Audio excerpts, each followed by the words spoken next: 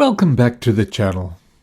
My name is Colin Setterfield, and today we're going to examine a term that has its origin in the law of one, the Ra material, to which I have referred from time to time. It is the term wanderer.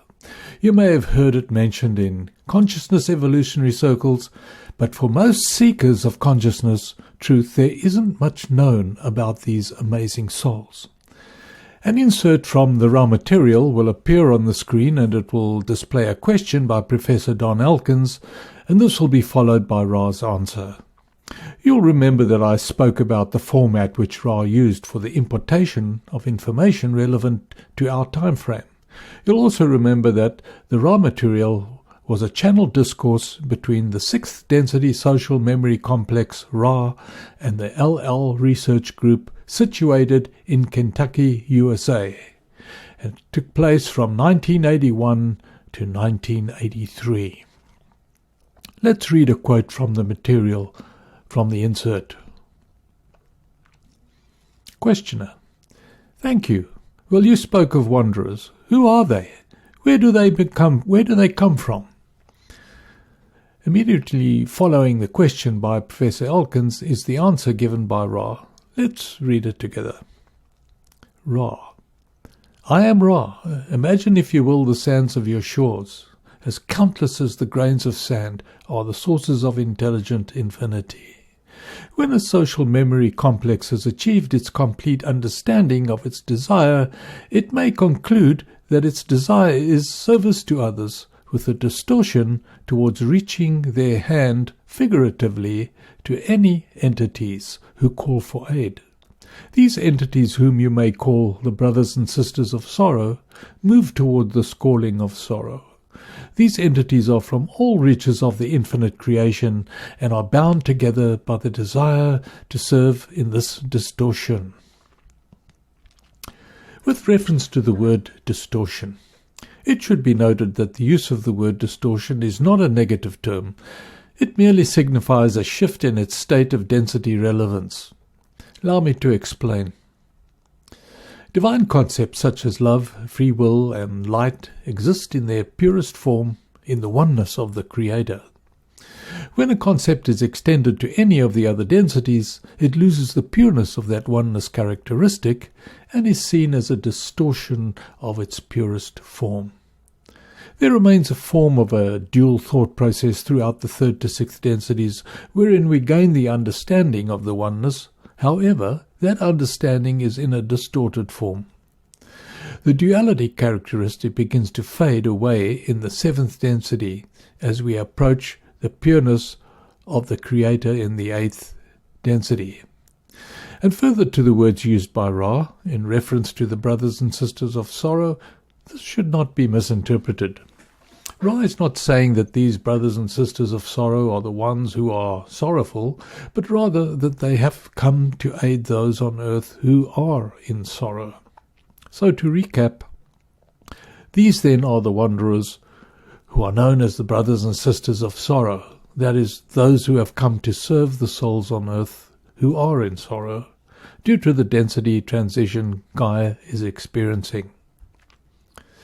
Ra has this to say about the service provided by the wanderers at the time of harvest. Question: Well, I would just include the question as to why time of harvest is selected by so many wanderers as time for incarnation. Ra: I am Ra. There are several reasons for the incarnation during the harvest. They may be divided by the terms self and other self. The overriding reason for the offering of these brothers and sisters of sorrow in the incarnate state is the possibility of aiding other selves by the lightening of the planetary consciousness distortions, and the probability of offering catalysts to other selves which will increase the harvest. Wanderers are mostly from higher density levels, that is 6th density.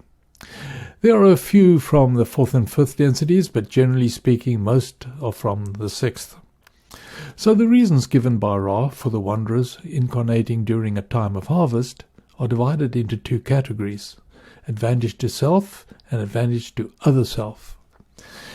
Ra has this unique aspect of specifying the oneness of all entities, so anyone else in the duality of 3D is in real oneness terms you, and any reference to another soul is expressed as your other self. I will continue with Ra's answers about the advantages. The first advantage to self, the wanderer, is the rapid progress of soul growth that can be achieved in a third density environment. That is, there is apparently no other dimension or density other than the 3D illusion where a soul can achieve such rapid growth. There is a second reason that pertains to an advantage to self for a wanderer, and that is the sixth density perspective with which wanderers are innately familiar with, that they, coming from the sixth density, have in essence already perfected the concept of compassion and wisdom, an attribute that will greatly help the souls in transition. The major characteristic of this attribute is a form of stimulation called a catalyst. Catalysts can be defined as obstacles or hardships that will test the incumbent soul's resolve to continue along the path towards its intended goal, the goal of being a harvestable service to others entity. There is also the advantage to the other self, as already mentioned. I return now to a second quote by Ra, and because this quote is rather long, I've broken it up to express the point Ra is making about the brothers and sisters of sorrow at the time of transition. Questioner: how would conventional warfare offer the opportunities for seeking and service? Ra: I am Ra. The probabilities exist for situations in which great portions of your continent and the globe in general might be involved in which you might liken to guerrilla warfare.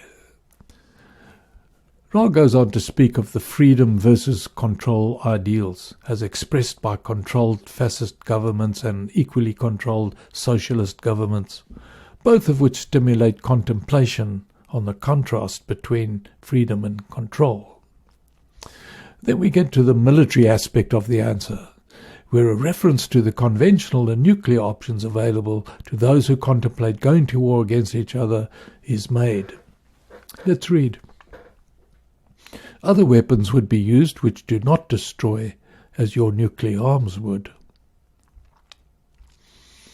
A clear distinction is being made here, and under the premise that conventional wars would be tolerated, the use of nuclear weaponry would be unacceptable and is a very dangerous consideration for any earthly power. Next comes the contemplative state of the souls in transition, the souls who are in sorrow. Let's continue. Lacking the opportunity for overt expression of the love of freedom, the seeking for inner knowledge would take root, aided by those of the brothers and sisters of sorrow which remember their calling upon this sphere. It should be noted that Ra is referring to the incumbent soul's state of mind, that of not being able to fathom how freedom could ever become a reality under the present earthly conditions. In conclusion, Ra stresses a final point, that there is for all inner knowledge, that is, who you really are and what your latent powers can achieve when exercised. That you have, in fact, already overcome the existing earthly conditions, and this by virtue of the catalyst administered by the current wanderers, the brothers and sisters of sorrow, who are here with you to assist your ascension to the soon-coming higher realm of vibration. So the point and truth about our current wanderers is that they remember the progress they made when they were helped by the wanderers of that past timeline, who aided them through their own transition, and having themselves reached the sixth density, they now return to Earth to do the same for us. I know this is a very difficult concept for the conscious mind to assimilate, because in third to fourth density, we are inclined to see time as linear, and not as simultaneous.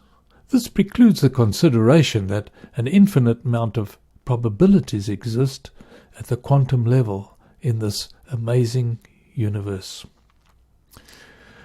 The wanderers are amongst us. It's unlikely that we'll ever recognize them for who they are, but they will continue to assist us in many different ways as we journey along towards disclosure and the harvest. Well, that's all we have time for today on this session of Spiritually Conscious Soul 101.